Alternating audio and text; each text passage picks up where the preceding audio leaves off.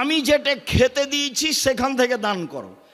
তখন ভারত, বাংলাদেশ, পাকিস্তান সবাই বলতে পারছি না, তবে দিনাজপুর, রাজশাহীতে আছে। মা চাচিরা যখন ভাত রান্না করে তখন চাউল মাপে দে, এক মুষ্টি তুলে নেই। এই দেখেন, আমি যা খেতে দিয়েছি তা থেকে দান করো, এটা ঠিক আছে। তবে এইটাই যেন শেষ না হয়। 5 দিন 5 মুষ্টি উঠালে মক্তবের শিক্ষককে দেওয়া যায়, অসহায় মানুষকে দেওয়া যায়, অনেক উপকার হয়। সবাইকেই দান করতে হবে, করতেই হবে। আল্লাহ তৌফিক দান কর। আল্লাহুম্মা আমিন। আল্লাহুম্মা সাল্লি আলাইহি আল্লাহুম্মা বারিক।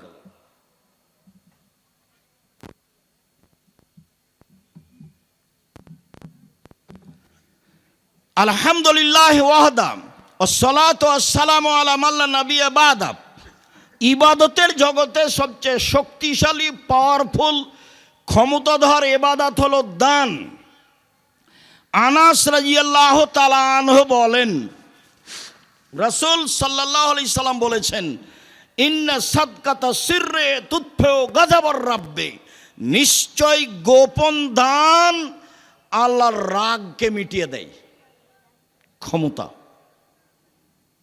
গোপনে দান করলেন, এসে বললেন জামিয়া সালাফিয়া তেঘরা বিরল দিনাজপুরের প্রধান শিক্ষক বা কোনো একজন দায়িত্বশীলকে যে আমি 2 লাখ টাকা দিয়ে গেলাম, মসজিদে কাজে লাগাবেন, কোনো কথা নেই।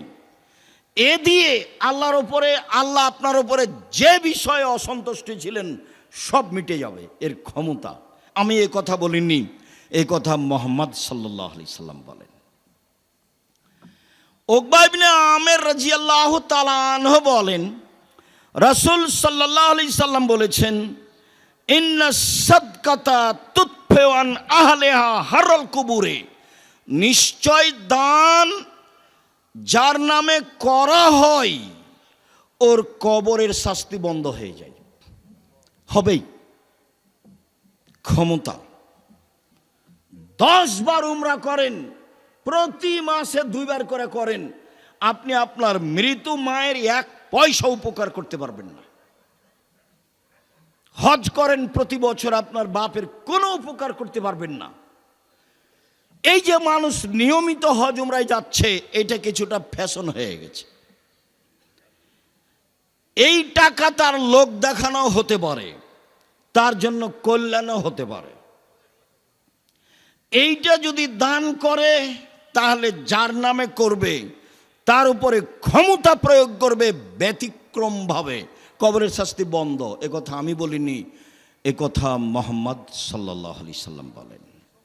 তিনি বলেন, ইন্নামাল মুমিন ইয়াস্তাজিল্লু ইয়াওমাল কিয়ামা ফাজিল্লে সাদাকাতিহি, যারা দান করে তাদের বিচারের মাঠে তারা নিজেরা তাদের দানের ছায়াতলে থাকবে, হাত্তা ইউকজা বাইনান নাস, যতদিন পর্যন্ত মানুষের বিচার না হচ্ছে।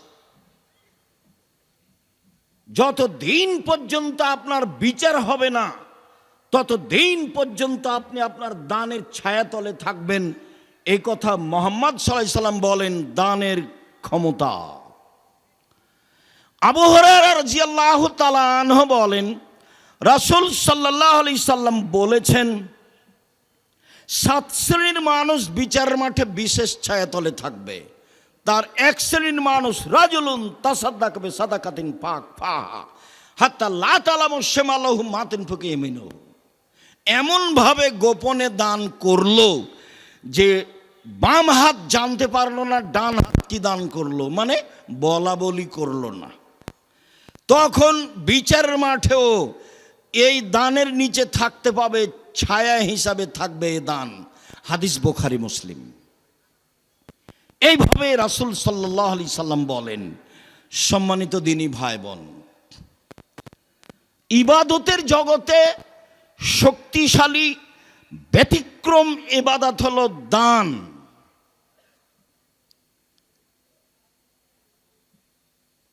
আদি ইবনে হাতেম রাদিয়াল্লাহু তাআলা আনহু বলেন, রাসূল সাল্লাল্লাহু আলাইহি ওয়াসাল্লাম বলেছেন, মা মিনকুম মিন আহাদিন ইল্লা সায়ুকাল্লিমুহু আল্লাহু তাআলা ইয়াউমাল কিয়ামা লাইসা বাইনাহু ওয়া বাইনাহু তারজুমান ওয়ালা হাজাবুন ইয়াহজাবুহু। বিচারের মাঠে যখন আপনার সাথে আল্লাহ মুখামুখি কথা বলবেন, তখন আপনার মাঝে আর আল্লাহর মাঝে কোনো দোভাষী থাকবে না। আপনি যা বলবেন আল্লাহ তা বুঝবেন, আল্লাহ যা বলবেন আপনি তা বুঝবেন। কোনো অন্তরাল থাকবে না, কোনো অন্তরাল নেই, একেবারে সামনাসামনি। ফায়ানজুর আইমানা মিনহু, তখন আপনি সে ব্যক্তি তার ডান দিকে লক্ষ্য করবে। ফায়ারা মা কাদ্দামা মিন আমালিহি, তার জীবনের সব কর্ম দেখতে পাবে ডান দিকে। জুয়ার চুরি করিয়েন না, রাহাজানি করিয়েন না, দলীয় দাপট দেখিয়ে ক্ষমতা দেখিয়ে মানুষের অর্থ সম্পদ লুটিয়েন না, চাঁদাবাজি করিয়েন না, ভিক্ষা করে খান। চাঁদাবাজি করো কেন বেটা? জাতির জন্য বোঝা হয়ে গেলে কেন? মানুষের টাকা মেরে খাও কেন? জাতির জন্য বোঝা হয়ে গেলে কেন? জাতি কেন তোমাকে ঘৃণা করে, তোমাকে দেখলে থুতু ফেলে? কাপুরুষ, কাপুরুষের সন্তান কাপুরুষ জাতির জন্য বোঝা হলে কেন? চাঁদাবাজি করো কেন বেটা? ভিক্ষে করে খাও। ভিক্ষে করে খাবা কেন? দিনমজুরি করে খাও। দিনমজুরি করে খাবা কেন? ব্যবসা করে খাও। চকলেটের ব্যবসা করো, বাদাম বিক্রির ব্যবসা করো, সারাদিনে 300 টাকা ইনকাম হবে। চাঁদাবাজি করো কেন? জুয়াচুরি করো কেন? দাগাবাজি করো কেন? মানুষের ক্ষতি করো কেন? মানুষকে জেল হাজতে দাও কেন? মানুষকে অপমান করা কেন? মানুষকে ক্ষমতা দেখাও কেন? দলীয় দাপট দেখাও কেন? কেন বলো? কাপুরুষের সন্তান কাপুরুষ কেন বলবা তুমি? যে ওরা খেয়েছে 16 বছর, আমরা খাবো না এখন? এ কথা বলো কেন? শরম হয় না তোমার? লজ্জা হয় না তোমার? হায়া হয় না তোমার? জাতির জন্য বোঝা তুমি। কি করতে পারো তুমি জাতির? কি করতে পারো? কি করতে পারো তুমি জাতির? জাতির ক্ষতি করতে পারো। তোমার বাপ ভালো মানুষ নয়, তোমার মা ভালো মানুষ নয়, নিলে তোমার অবস্থা এমন কেন? তোমার জন্য তোমার বাপ মা একটু কল্যাণ চায় না কেন? তুমি জাতির কাছে বোঝা কেন? কে বলেছে তুমি ভালো? তোমার বাপ মা শুধু প্রশংসা করে যে আমার ছেলে গোল্ডেন পেয়েছে, আমার ছেলে অমুক, তোমার ছেলে, আমার ছেলে তমুক, আমার ছেলে বড় ডাক্তার। তুমি তো বড় ডাক্তার, এ কথা আমি বুঝলাম। ওই কোম্পানির ওষুধ লিখো তুমি, যে কোম্পানি তোমাকে টাকা দিয়েছে। আমি তো বলিনি তোমাকে বড় ডাক্তার, কোনোদিন আমি বলিনি। আমি তা বলবো কেন? তুমি বড় ইঞ্জিনিয়ার, তুমি যে চোর। ব্যতিক্রম নেই এ কথা আমি বলি না, ব্যতিক্রম ভিন্ন জিনিস। স্বাভাবিক চরিত্র তোমার। দান খায়রাত করে বাঁচার চেষ্টা করো। শুনুন, রাসূল সাল্লাল্লাহু আলাইহি সাল্লাম বললেন তখন বাম দিকে লক্ষ্য করবে, পুরো কর্ম দেখতে পাবে যা করেছে। এরপরে সামনের দিকে লক্ষ্য করবে, তখন দেখবে জাহান্নাম। আল্লাহ নবী বলছেন, এখন আল্লাহ রাসূল বলছেন, পৃথিবীর মানুষ শোনো, ফাত্তাকুন নারা ওয়ালাউ বিশিক্কি তামারাতিন। খেজুরের মূল অংশের নিচে বীজের উপরে যে সাদা ছিলকা থাকে, সাদা ছিলকার সমপরিমাণ হলেও দান করে জাহান্নাম থেকে বাঁচো। পৃথিবীর মানুষ অল্প থেকে অল্প হলেও দান করে জাহান্নাম থেকে বাঁচো।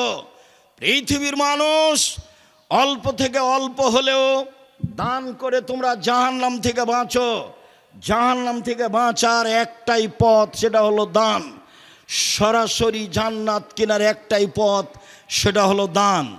রাসূল সাল্লাল্লাহু আলাইহি সাল্লাম বলেন, ইয়া মাশারান নিসা তাসাদ্দাকনা ফাইন্নী উরিতুকুন্না আকসারা আহলিন নারে। মহিলারা শোনো, আমি তোমাদের অধিকাংশই দেখি জাহান্নামে। জাহান্নাম বলতে নারী আর নারী, জাহান্নাম বলতে নারী আর নারী, জাহান্নাম বলতে মহিলা আর মহিলা। পৃথিবীর মহিলারা শোনো, তোমরা দান করে জাহান্নাম থেকে বাঁচো। পৃথিবীর মহিলারা শোনো, তোমরা দান করে জাহান্নাম থেকে বাঁচো। এরকম পরিস্থিতিতে আল্লাহর নবী বলেননি তোমরা হজ করে জাহান্নাম থেকে বাঁচো। এরকম পরিস্থিতিতে আল্লাহ নবী বলেননি তোমরা রাতে তাহাজ্জুদ পড়ে জাহান্নাম থেকে বাঁচো।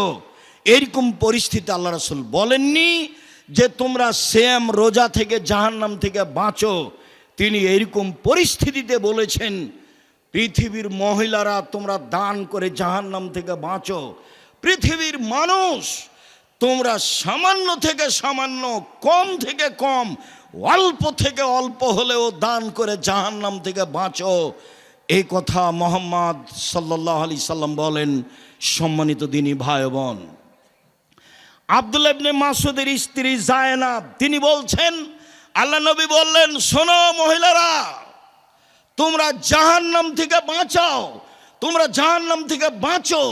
ওয়াইন মিন হুলিয়ে কন্যা, গায়ের গয়না দান করে হলেও, যদি টাকা নাই থাকে, পরিবেশ পরিস্থিতি যদি অনুকূলে না হয়, তাহলে কানে যে দুল আছে, গলায় যে মালা আছে, হাতে যে আংটি আছে, গায়ে যা কিছু গয়না আছে, সব দান করে দিয়ে তোমরা জাহান্নাম থেকে বাঁচো। এই কথা মুহাম্মদ সাল্লাল্লাহু আলাইহি সাল্লাম বলেন। সম্মানিত দিনী ভাই বোন, আয়েশা রাদিয়াল্লাহু তাআলা আনহা বলেন, ইন্না ইমরাআতান কালাত, একজন মহিলা বলল, আল্লাহর নবী, ইন্না উম্মি মাতাত, ইন্না উম্মি মাতাত ওয়ালা তুসি, আমার আম্মা মারা গেছেন, টাকা পয়সা ওসিয়ত কিছু করে যাননি। ও আজুন্নহা, আমি মনে করছি, লাউ তাকাল্লামাত তাসাদ্দাকাত, উনি কথা বলতে পারলে দান করতেন। আল্লাহর নবী, আমার আম্মা ইফতালাতাত নাফসহা, আমার আম্মা হঠাৎ মারা গেছেন, কোনো ওসিয়ত করেননি। আমি মনে করছি আমার মা কথা বলতে পারলে দান করতেন। আফালাহা আজরুন ইন তাসাদ্দাকতু আনহা, আমি যদি আমার মায়ের পক্ষ থেকে দান করি তাহলে আমার মায়ের নেকি হবে কি? কালা নাম, আল্লাহ রসুল বলেন হ্যাঁ, বুখারী মুসলিম। কেন বলবেন যে আমার মায়ের নামে হজ করলে হবে কি, পাপ মিটবে? এভাবে বলবেন। আমার মা হঠাৎ মারা গেছেন, কোনো ওসিয়ত করে যাননি। আমি মনে করছি আমার মা কথা বলার সুযোগ পেলে দান করতেন। আমি যদি আমার মায়ের নামে দান করি তাহলে আমার মায়ের নেকি হবে কি? তার নাম, আল্লাহ রাসূল বলেন হ্যাঁ।